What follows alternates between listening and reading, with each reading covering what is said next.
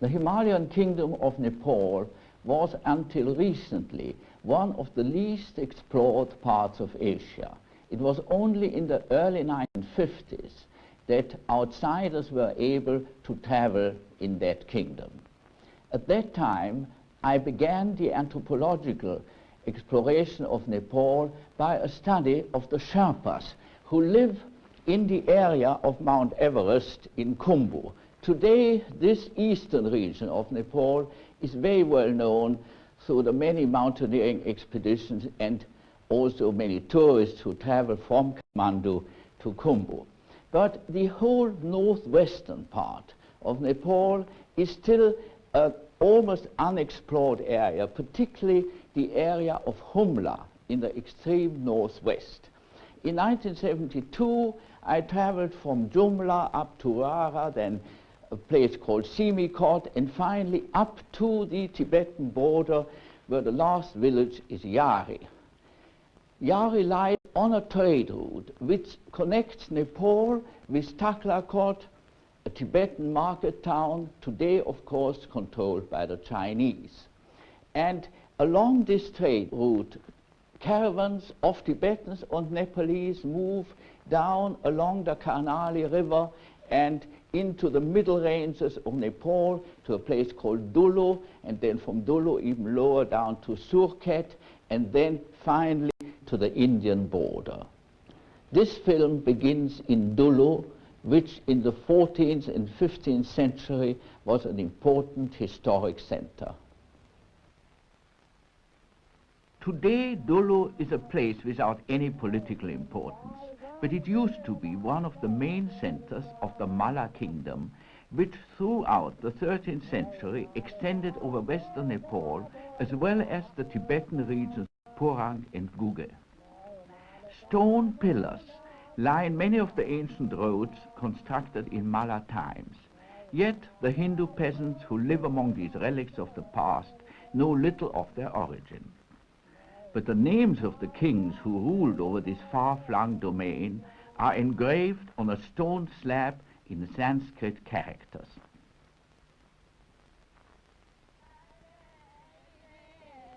Only a day's journey from Dulu lies the small market town of Dailek, one of the administrative headquarters of the Karnali zone.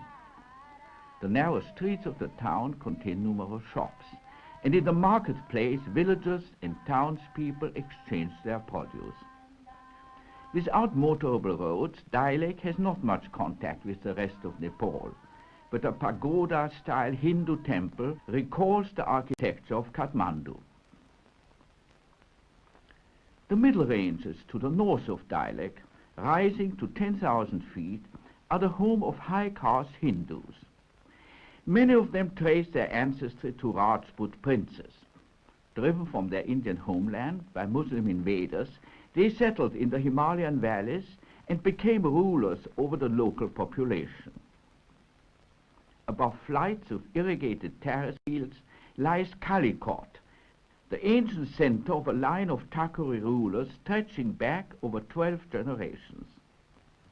Today the people of Kalikot lead the life of simple farmers, but stone monuments dating from the 15th and 16th century bear witness to the one-time importance of their village.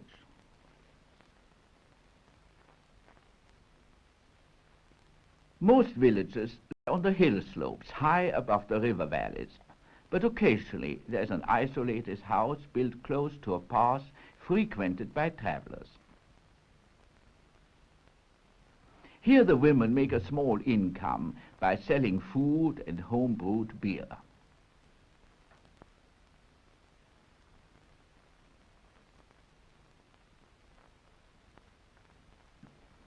A notable group of ancient stone monuments, many shaped like Buddhist stupas, is found in the small village of Micha, not far from Jumla, the former seat of an important Thakuri ruler.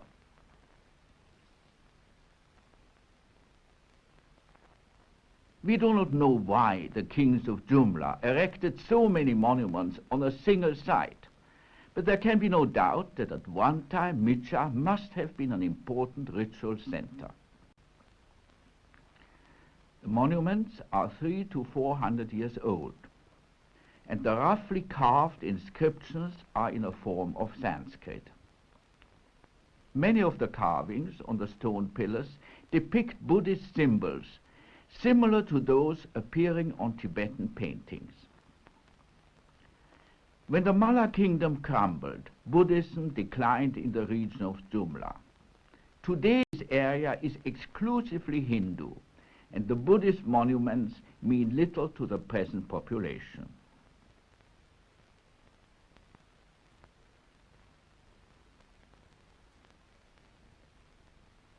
Unlike the stone carvings, large and small wooden figures are still being produced in substantial numbers.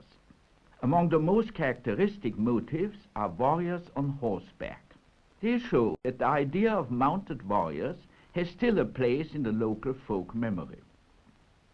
In the broad valley of the river Tilla lies the town of Jumla. The rice grown here at 7,500 feet is of a special variety, unknown in other parts of Nepal. Here too, relics of the Malla kingdom line the main paths.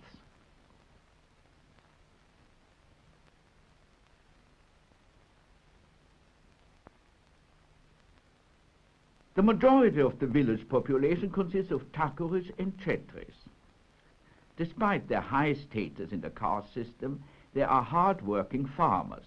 Yet they have preserved the proud bearing of their warlike forefathers, and the women enjoy much greater freedom than Hindu women in other parts of Nepal. There's little prejudice against divorce, and the remarriage of divorced or widowed women is a general practice. The center of the old town of Jumla consists of a single broad street lined by low houses containing a few shops. The wares they offer have to be brought on man's or pony's back from the distant plains of India. Beyond Jumla stretches a belt of forested hills and large expanses of rolling pasture land. 2 days' journey through these hills brings you to the Sinja Valley, once the domain of a powerful Buddhist dynasty. In natural caves lying high above Sinja, clay objects with Buddhist inscriptions can be unearthed even today. Of the old buildings of Sinja, only the ruins of a fortress and a small temple remains. Though badly neglected, this temple is sometimes the scene of ritual performances. 2 stone lions survive as melancholic witnesses of a style of life which came to an end when Gurkha armies overthrew the rule of the Rajas of Sinja. Heavy flails are used for the threshing of millet. Hardly have the monsoon crops been harvested when the fields have to be ploughed before the sowing of the winter crops. The land is tilled with wooden ploughs, devoid of even the smallest iron point to serve as ploughshare, and the wooden spike of the plough has to be sharpened several times during a day's ploughing.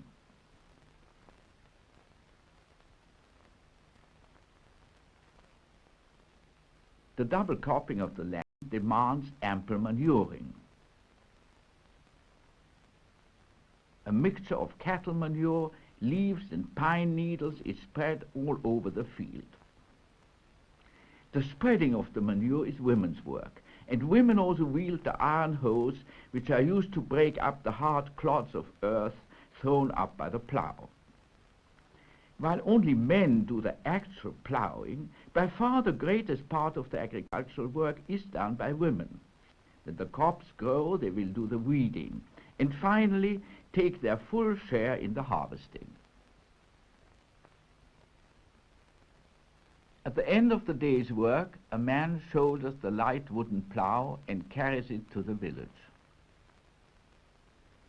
Most of the farmers are freeholders, and there are no great inequalities of wealth. Yet some households have to employ daily laborers and pay them in grain. Before the laborers start the day's work, the employer has to provide a meal, and this is eaten on the open terrace in front of the house. The houses of the Thakuris are well-built, substantial structures. They usually have 3 stories, and wooden carvings of ram's heads embellish the front. Stone is the main building material, and stone steps lead up to the broad terrace in front of the house. Festivals and religious rites break the monotony of village life. In honor of one of the local gods, a high flagpole is erected. Before the flags are tied to it, a Brahmin priest smears the pole with red paint.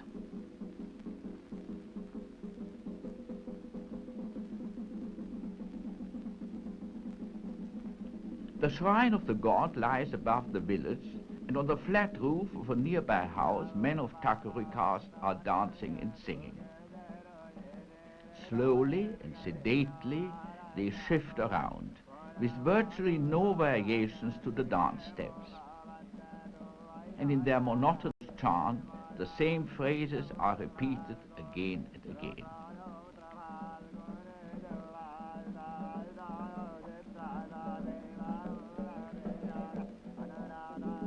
The women and children watch the dance without ever participating. Only after dark do women ever join in the dancing. The Hindus of the Jumla region have a custom unknown in most other parts of Nepal and very much at variance with normal Hindu morality. Groups of men and girls meet at night on clearings in the forest, dance and sing songs, and enjoy the food and drink they brought with them. Such picnics offer many opportunities for romantic encounters, and as young wives are not debarred from joining in the fun, the contacts made at these parties often lead to elopements and divorces.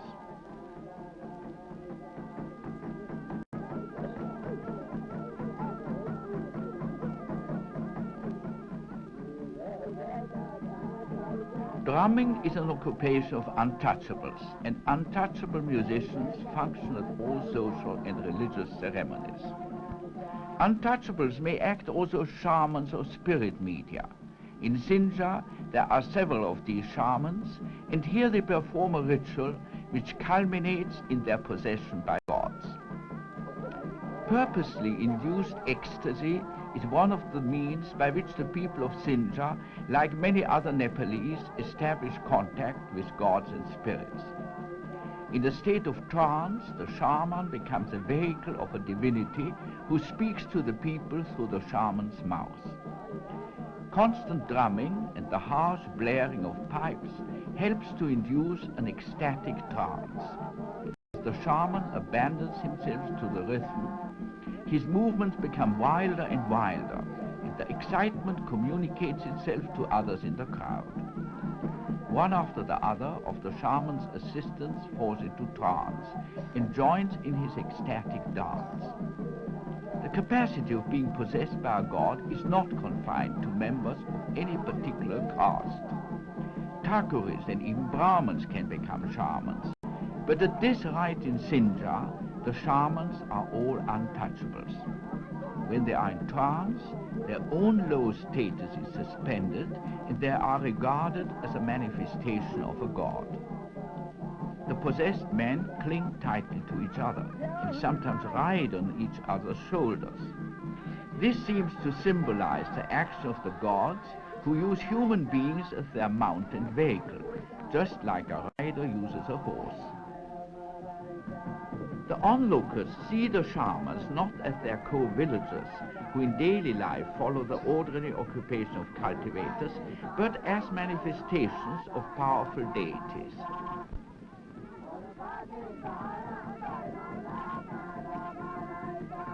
There are attire of the shamans follows a traditional pattern. Round their neck and shoulders they have slung leather bands studded with small brass bells, and they wear short skirts rather than the usual tight Nepali trousers.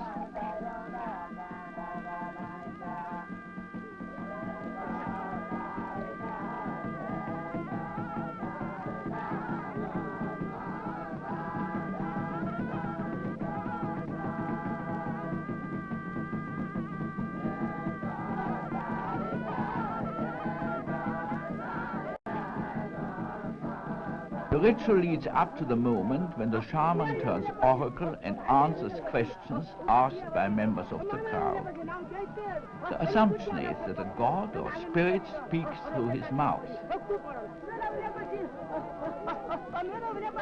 In many villages who have problems, such as the illness of a child, ask the shaman to reveal the cause of their trouble. The shaman answers their questions, usually surrounded by a crowd of onlookers, and his verdict, being derived from intuition, is often incapable of verification. Several women bring sick children and ask the shaman for a cure. Adults too approach the shaman with requests for help. A man suffering from internal pains is told that his illness stems from his having inadvertently eaten beef, an item tabooed among Nepalese Hindus, and is told that if he is to be cured, he must go on pilgrimage to the shrine of a certain god. Usually the seances of Nepalese shamans take place at night and generally within the small circle of an individual family. But here the seance occurs in the open and in broad daylight. Occasionally the shaman makes his pronouncement in a language other than Nepali and unknown to the bystanders. It might possibly be a Tibetan dialect which the shaman picked up from Tibetan travelers without himself fully understanding it. When the trance has worn off, the shaman has no recollection of his own pronouncements and prophecies.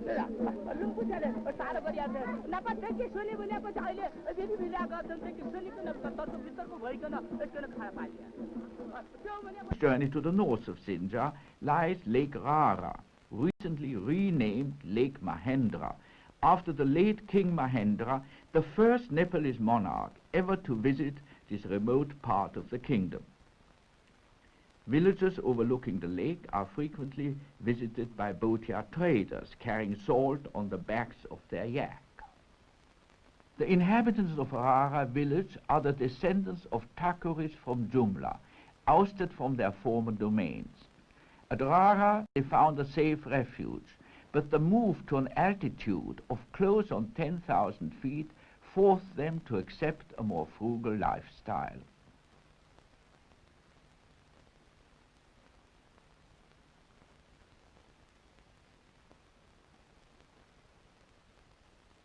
They built their houses solidly with double stone walls filled with rubble and a mixture of sand and mud. Such houses stand up well to the cold of the winter when villages are snowbound for long periods. While the upper floors are used as the living quarters, sheep and goats are kept on the ground floor. Every morning they are driven to nearby pastures, and children provide much of the labor required for the care of the animals.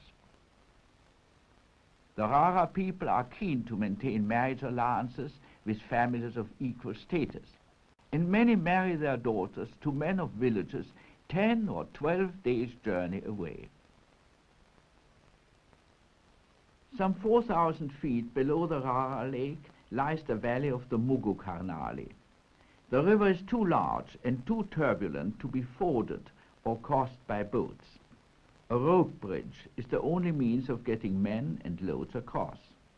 The ropes are made of twisted grass, and as they tend to fray, they have to be frequently replaced. Travelers have to sit in a loop of rope fastened to a wooden yoke which is dragged across the river.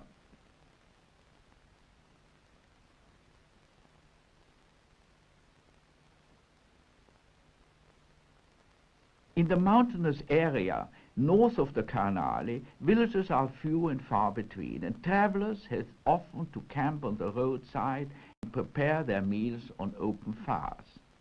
They usually carry barley or wheat flour and make flat, unleavened bread.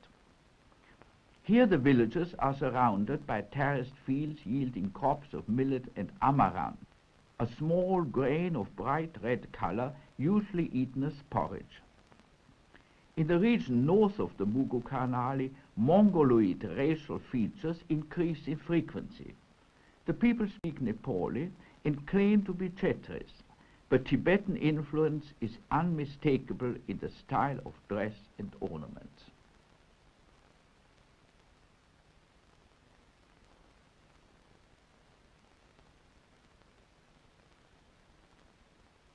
Children are scantily dressed, and in warm weather they often run about completely naked.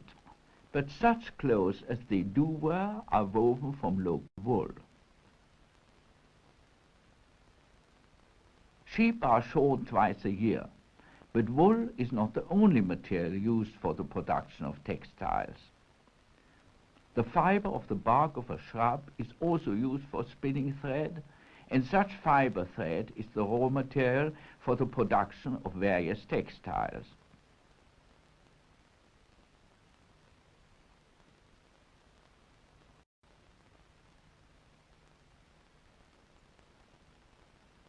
The finished lengths of fiber cloth are folded for transport to distant markets. Much of the villagers' life goes on the flat roofs of the houses. It is now early autumn. The buckwheat has been harvested from clearings in the forest, and the women do the threshing.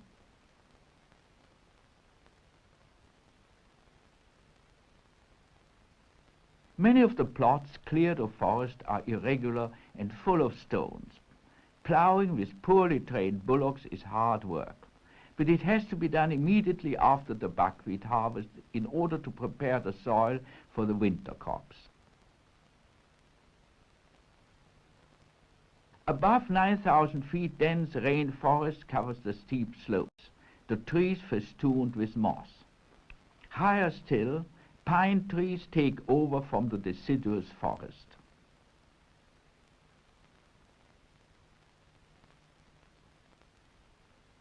The route to Humla leads across the Margor Pass, some 13,000 feet high. To the north lies the valley of the Humla Karnali. Beyond it, the snow ranges which form the border between Nepal and Tibet.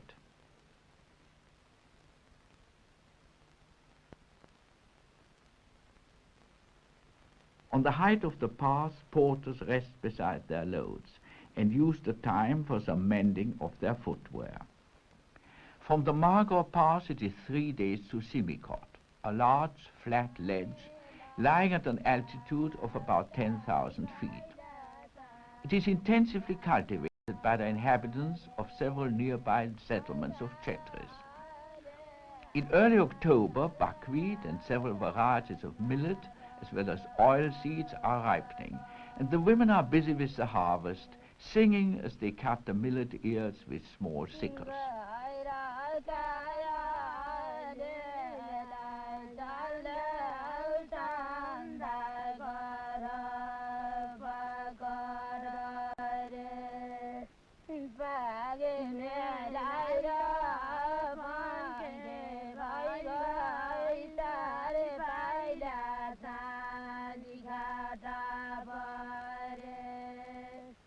Most of the crops, and particularly buckwheat, are threshed with flails of a type common throughout western Nepal.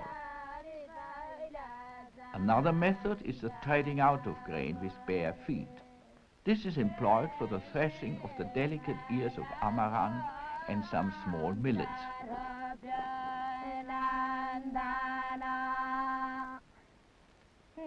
In a few weeks' time, the first snow will fall, and men and women hasten to bring in large loads of hay.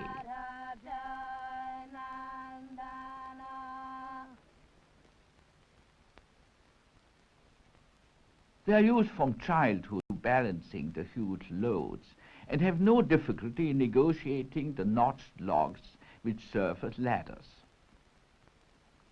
The bundles are stacked on the roofs and remain there until the hay has completely dried.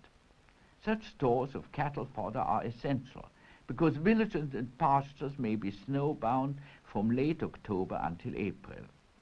While most sheep and goats are taken south to lower regions, cows and plough bullocks remain in Humla and depend on the stores of fodder.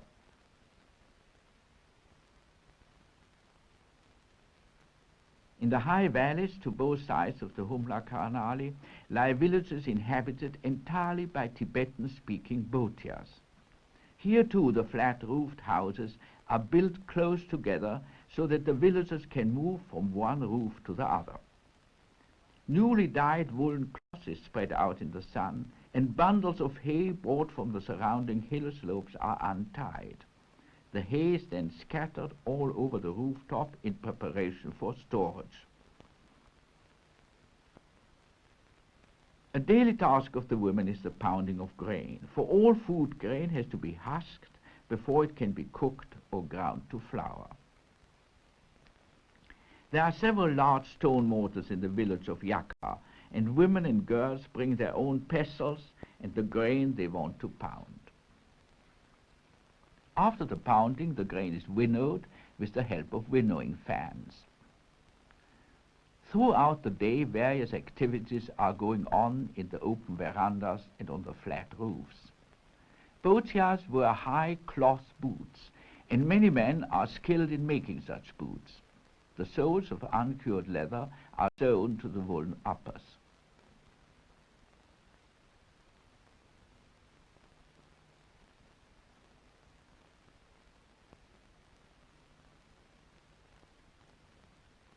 Women as well as men spin wool, and when there is no work to be done in the fields, the girls spend much of the day spinning. The wool is partly that of local sheep and partly obtained by barter from Tibet. The women of Yakpa are exceedingly gay and self-possessed. Even young girls are widely travelled, and many have been to Kathmandu, Darjeeling and Kalimpong. Like other Bhotias, the people of Humla practice the Tibetan custom of polyandry. Many women have two husbands, usually brothers, and the children address both husbands as father. The early onset of cold weather with falls of snow on the high pastures makes it necessary to prepare for the bringing down of the cattle to the pastures close to the village. As there are still some standing crops, fences will have to be mended and paths blocked. Shouting from a rooftop, the wife of the village headman calls the village elders together.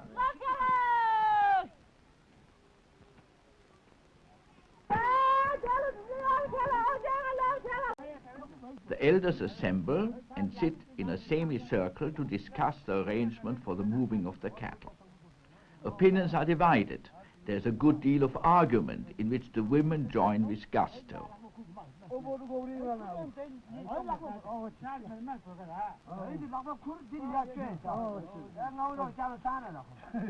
After more than an hour's debate, agreement is finally reached.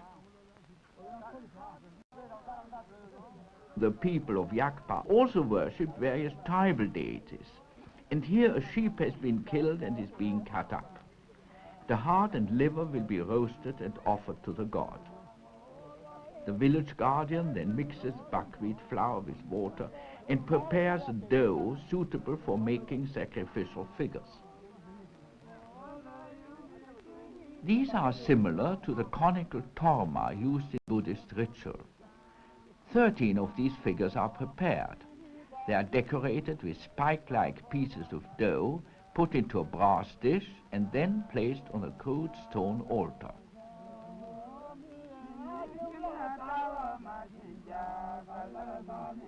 Next, the smoking frying pan containing cooked food offerings is put on the altar.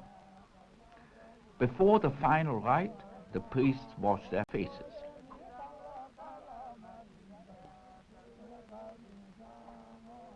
While the priests chant, several other offerings are placed on the altar. At the end of the ceremony, the villagers celebrate the festival with singing and dancing. The type of dance and the accompanying songs are very similar to those of other Tibetan-speaking people of the Himalayas.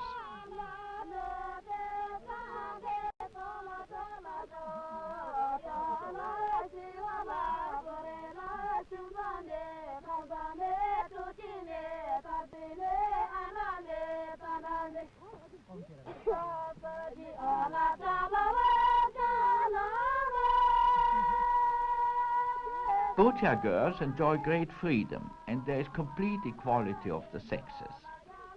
Their clothes are of homespun wool, and the rich ornaments contain coral and turquoise beads of very considerable value.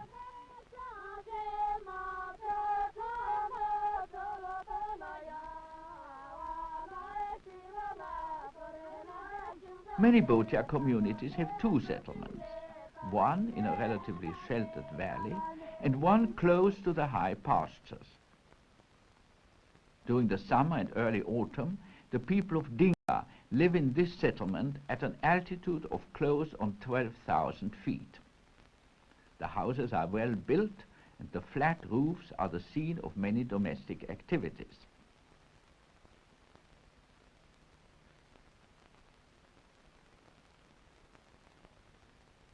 Radishes are an important crop. They are cut into slices and then spread out on the roof to dry. They are preserved to be eaten in the winter or used for barter with Tibetans. Dinga women weave throughout the year, and even at a time when there is agricultural work to be done. The loom is of the stretch type, and it can be rolled up and taken from one place to the other. The wool of local sheep is not as fine as that of Tibetan sheep, but supplies of Tibetan wool have become scarce because the Chinese rulers of Tibet discouraged the export of this commodity.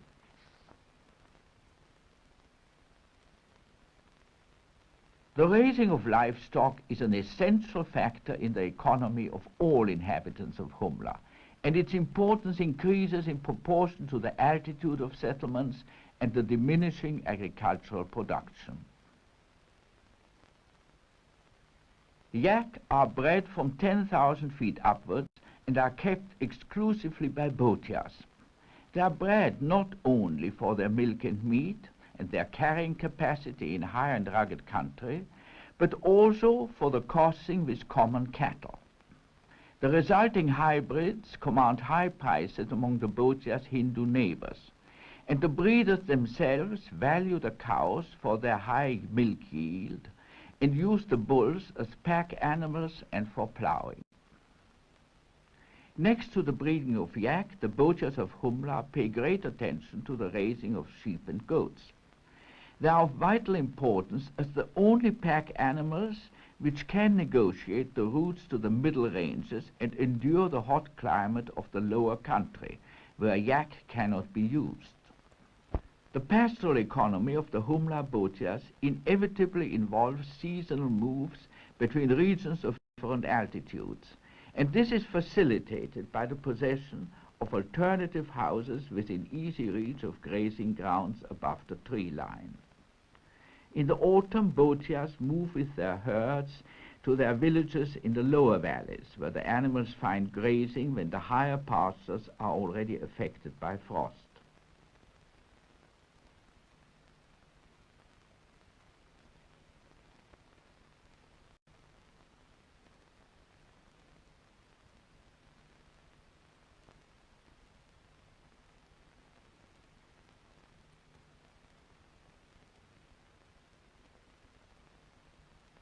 This annual exodus from the high pastures brings the people back into the forested valleys and to such villages as Caravan, a cluster of houses clinging to one of the slopes which drops into Humla Karali. Stone structures and natural boulders bearing Tibetan inscriptions indicate the Buddhist tradition of Caravan.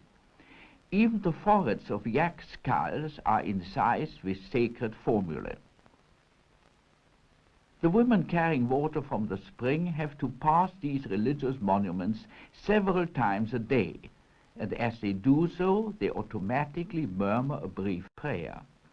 Their domestic work involves a great deal of carrying and fetching, and their loads are often as heavy as those borne by men. Their dress, too, is similar to that of men. Traditionally, both men and women wear their hair long, and there is not much difference in the appearance of the two sexes. On the main trade routes along the Humla Canal, there are innumerable steep climbs, strenuous for men and pack animals. The deep gorges are spanned by wooden cantilever bridges.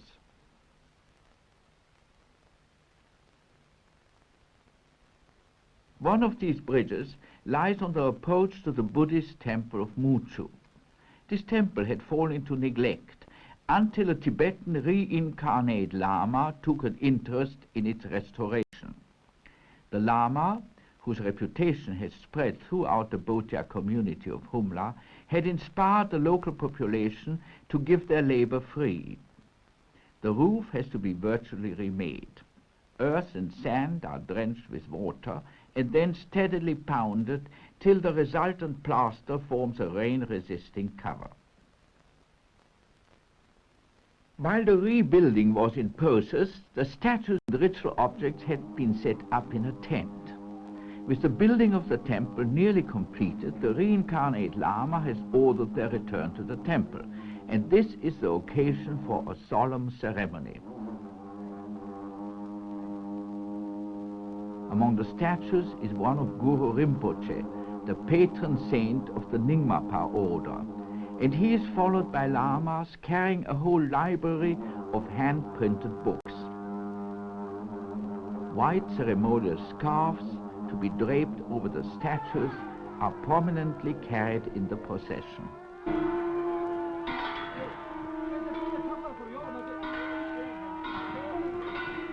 Inside the temple, monks and nuns accompany the solemn ritual with the playing of drums, oboes and cymbals.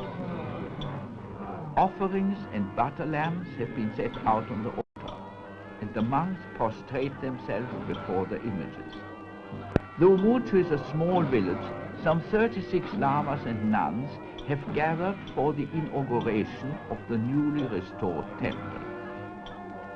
Tibetan Buddhism, banned in its homeland by the Chinese communists, has found a refuge in Nepal, and the fervor of old and young lamas preserves a cultural heritage which Nepal has long shared with Tibet.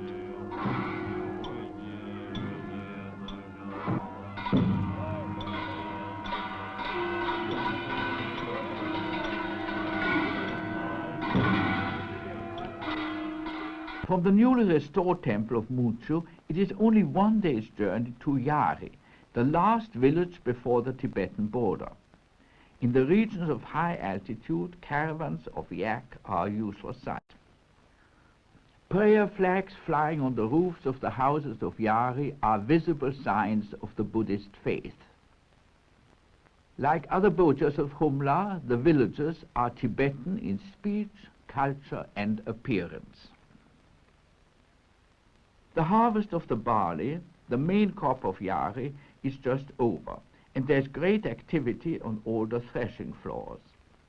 Unlike the Bhotias of the lower valleys, who thresh their crops by hand, the people of R.A.I use yak and sometimes horses to tread out the barley. R.A.I lies at the lower end of a broad valley amid extensive pasture land, which provides ample grazing for yak and sheep. The main route from Humla to Tibet leads through this valley and ascends to the Nara, a pass well over 16,000 feet in height. The Nara Pass was one of the links between the southern and the trans-Himalayan part of the historic Mala kingdom, and it remains the gateway to the region of Taklakot. Looking northwards and across the political frontier from the Nara Pass, one sees far into Tibet. There the landscape is almost devoid of vegetation, but near some small villages there are some patches of cultivated land. Taklakot is the market town where for centuries the people of Humla exchanged rice and other grains for the salt and wool of Tibet. The local Tibetans also used the route across the Nara to come for trade to Nepal.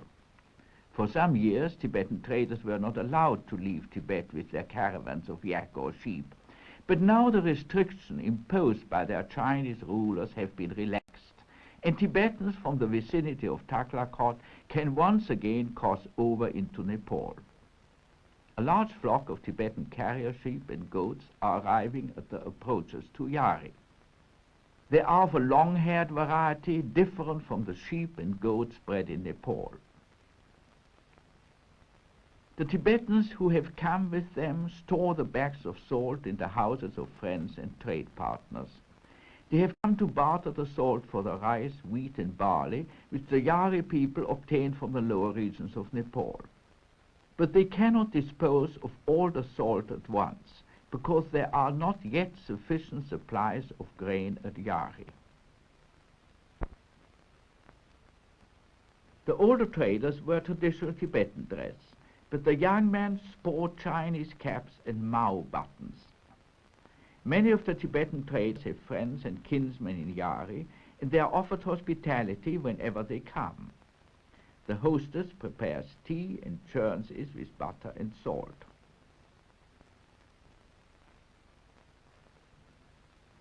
The salted tea is served from an earthen teapot and drunk from delicate porcelain cups, which were imported from Tibet many years ago and are among the treasured possessions of many Bhotias. The whole of Upper Humla is dependent on trade, and it is mainly the barter of Nepalese grain for Tibetan salt which has always been the mainstay of this trade.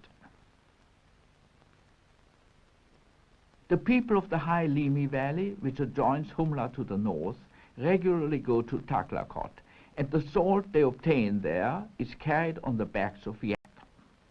The path leads along rocky cliffs, and at some difficult spots the yak have to be unloaded and their loads carried by men.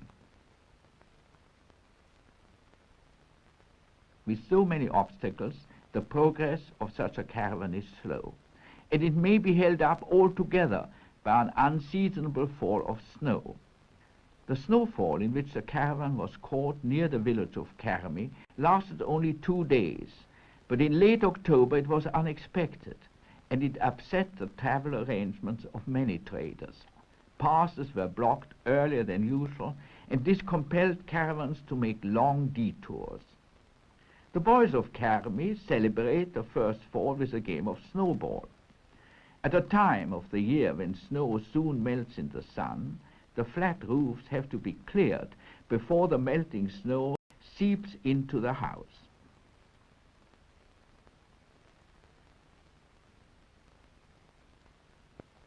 A characteristic feature of Humla is the many mills where people grind their grain.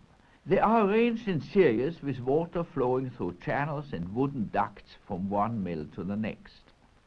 The mills are a convenient place for people from adjoining villages to meet and to exchange news while they wait their turn. In the nearby village, the men of a family have arrived from Taklakot, where they bartered food grains for salt. They obtained 2.5 measures of salt for 1 measure of barley and 5 measures of salt for 1 measure of rice. After a short rest in their house, they will transfer the salt to a sheep caravan and take it to one of the rice-growing areas to the south. Autumn is the time when many people of Humla set out for the middle ranges and the lowlands. The salt which during the summer they obtained in Taklakot or from Tibetan traders is now filled into sacks. At the same time, food grain and flour has to be packed as a ration for the traders. The preparation for the long trek south requires much thought and care, for the traders have to start with rations to last them for the many days of the journey through villages where there is no surplus of grain, and the people do not want to barter their supplies for salt. With hundreds of animals to carry the salt south, the loading is a laborious task. 2 sacks of about 20 pounds each are the normal load of a strong sheep or goat. Some of the salt bags are made of leather, others of stout yak hair cloth. A pair of bags connected by a piece of cloth is placed on each animal and firmly strapped to its belly. To load a flock of 50 to 100 sheep and goats, takes a very long time, yet it is a task which has to be repeated twice a day, once in the early morning and once after the midday break. The route to the south leads at first through the valley of the Humla canal. In November, when all the sheep owners of Humla set out for the middle ranges, there is a steady stream of caravans, some of as little as 50 and others of 250 or even 300 sheep. All along the route one finds encampments of people who rest while their flocks graze on the hill slopes. Here is a group of Dangali Kambas. They are members of a small community of some 60 families who are entirely nomadic. They have no settled homes and move between Acham, Humla and Taklakot. The traditional trading system of the people of Humla was based on the fact that in Tibet grain is much more valuable than salt, while in the middle ranges of Nepal, salt used to have 8 times the value of grain. While communications between India and the Nepalese lowlands were poor, hardly any Indian salt penetrated into Nepal, and the entire need for salt was met by imports from Tibet. Some routes are passable only for sheep and goats, but on others pack ponies and yak crossbreeds can also be used. It takes the caravan several weeks to reach the rice-growing regions of the middle ranges. On the way there, they pass the belt of forest country interspersed with large expanses of pasture land. On these winter migrations, even young animals who cannot carry are taken along, because there is no grazing in the snow-covered high valleys. Also older sheep and goats, no longer strong enough to carry a full load, are taken south to be sold to Hindu villagers for slaughter. The first objective on these winter migrations is the substantial villages of Hindu populations which have a surplus of grain. Subida, a Thakuri village on the highest slope above the Tilla River, is one of the places where there is a surplus of grain, and traders from Humla find a market for their salt. Subita lies outside the relatively arid zone in the rain shadow of the Himalayas, and the house style reflects the different climate. Agriculture is here the sole base of the economy, and the people are much less mobile than those of the higher regions. The rice terraces are skillfully engineered and irrigated, and much effort is spent on the manuring. Bhotia traders with caravans of sheep often pass through Subita, but occasionally the village is visited also by Bhotias carrying salt on the backs of yak crossbreeds, which in the winter months can be taken as far south as the Tilla Valley.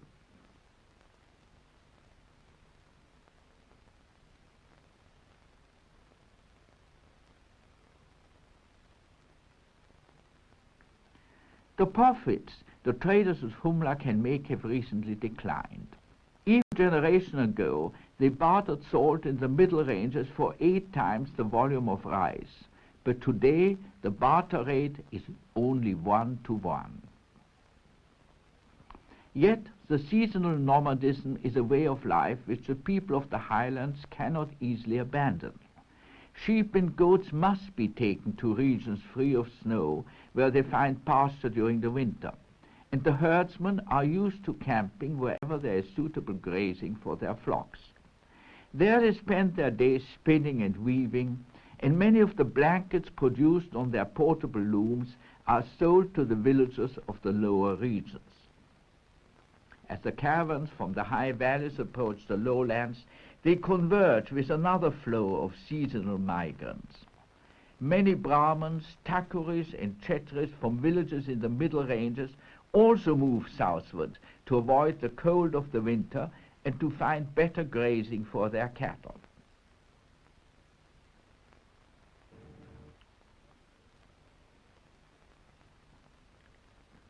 The whole elaborate pattern of movements of people, animals and goods depends to a large extent on the possibility of selling Tibetan salt to the producers of a surplus of rice grown in the lower regions of Nepal.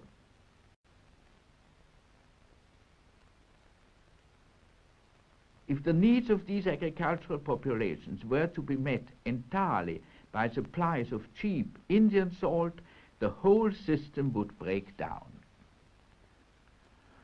Today, many of the traders and herdsmen head for Surkhet, a small town in a broad, flat valley at about 2,000 feet.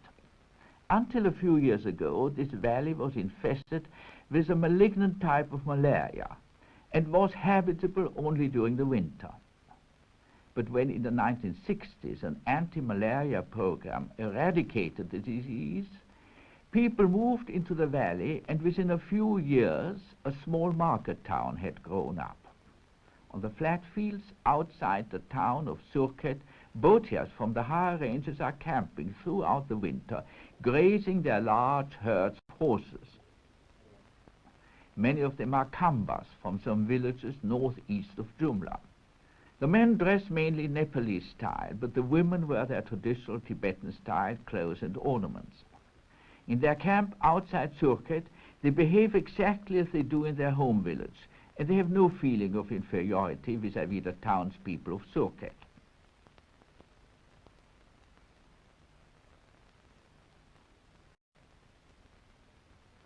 The women weave blankets and woolen cloth on stretch looms, as well as the more complicated treadle loom, and they soften the wool of their sheep by beating it with sticks. The outlook for these semi-nomadic groups is a gloomy one, for the improvement of communications will inevitably erode the whole basis of their delicately balanced economy. The trading pattern is already changing.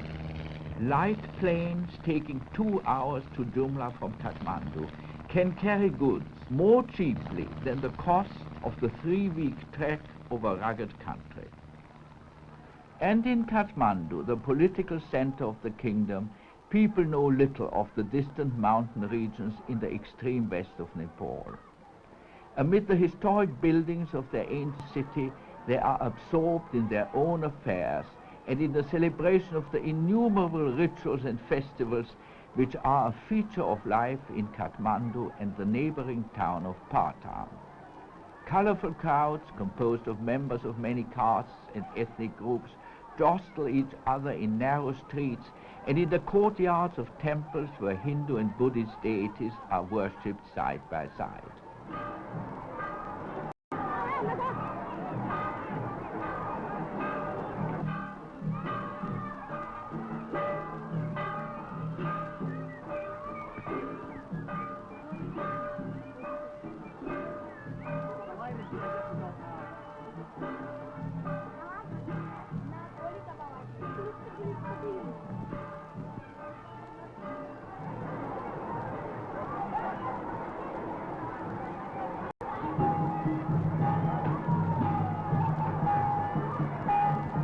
The Bhotias of Humla seldom visit Kathmandu.